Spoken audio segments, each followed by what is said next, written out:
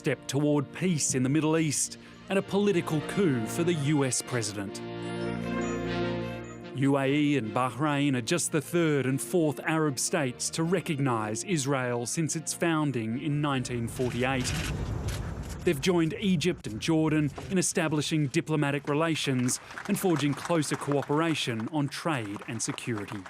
Long after the pandemic is gone, the peace we make today will endure. We can see before us a golden opportunity for peace, security and prosperity for our region.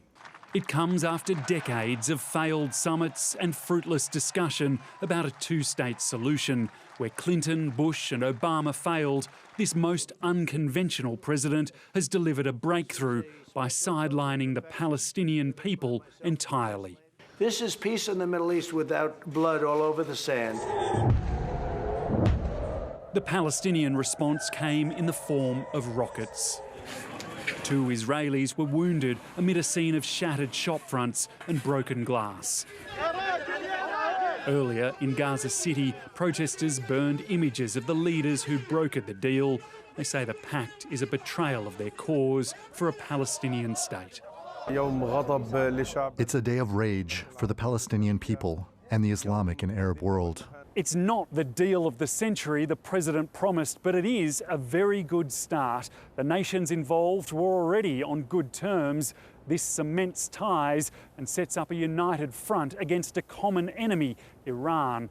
The president insists that will help bring the Ayatollahs to the table.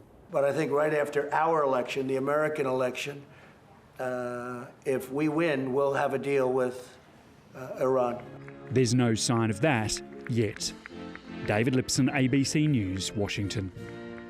Middle East correspondent Eric Twarchek is on the ground in Jerusalem. Eric, what about the Palestinians? This deal upends decades of supposed Arab solidarity with their national struggle.